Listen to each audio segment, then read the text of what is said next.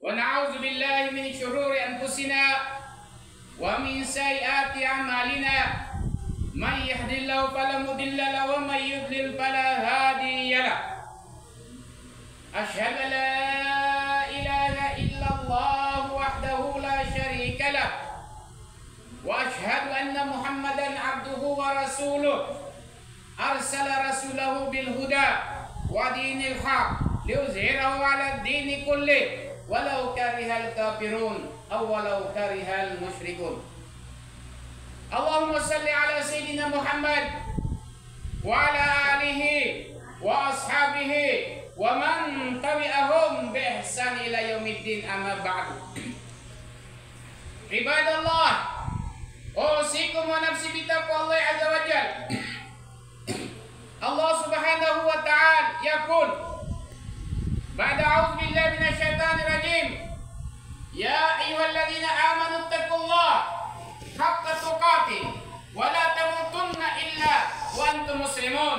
النبي صلى الله عليه وسلم قال: اتقوا الله حيثما كنت وأتبع السيئة حسنة تمحوها وخالق الناس بخلق حسن أو كما قال عليه الصلاة والسلام.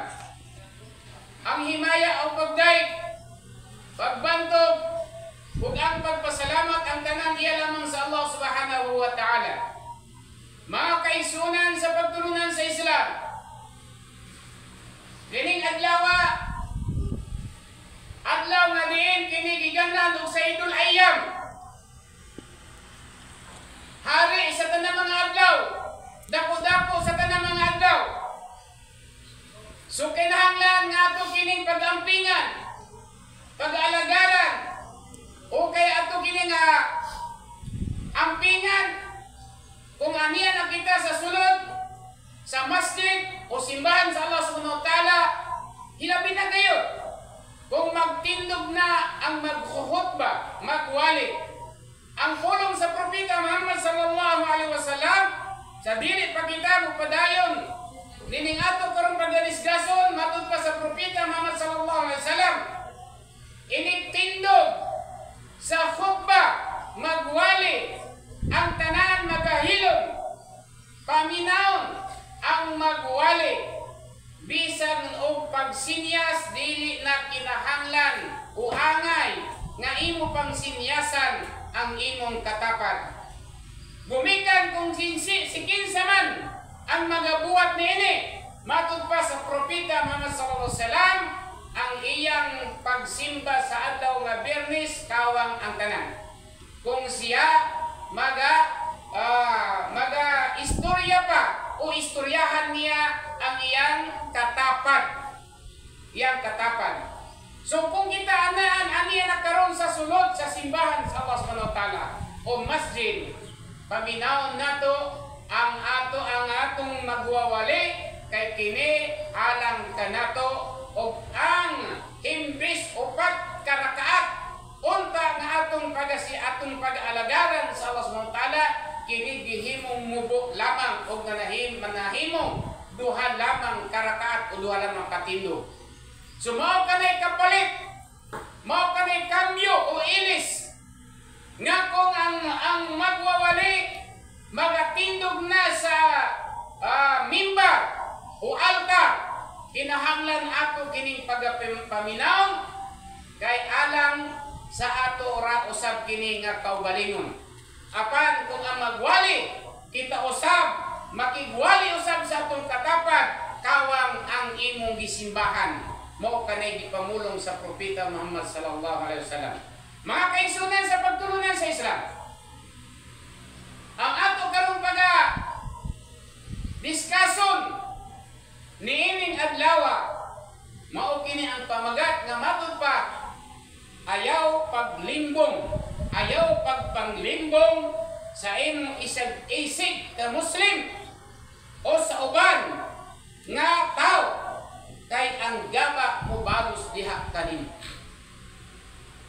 Mga kaigsunan sa pagtulunan sa Islam, ang Allah subhanahu wa ta'ala dako kayo siya o kaluoy, gugma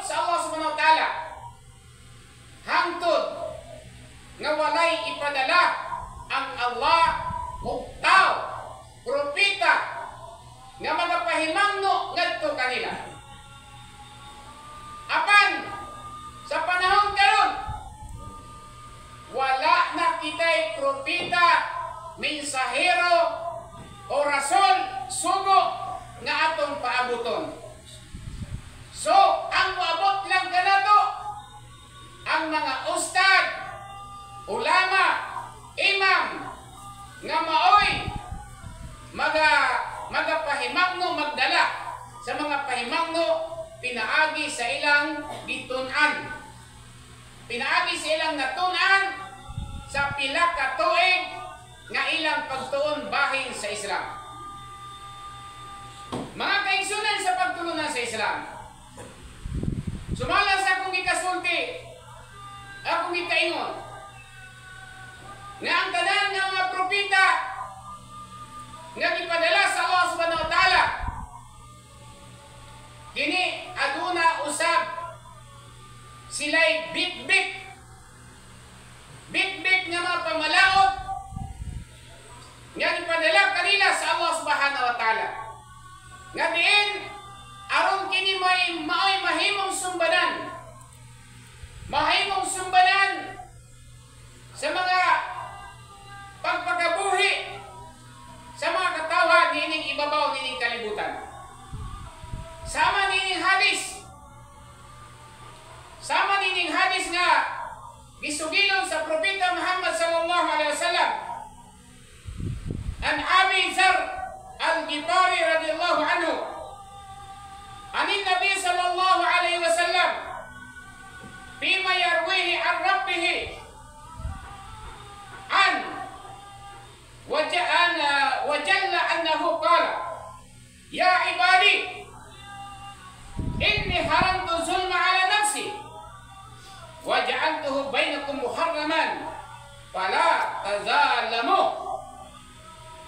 Ngamot ang ipasabot nini gikan kay Abi Zar al-Ghifari, ang kalinaw o pakigdait ana ibabaw kaniya, nga gikan sa propeta Muhammad sallallahu alaihi wasallam bima yarwihi an rabbih, nga gisugilon kaniya sa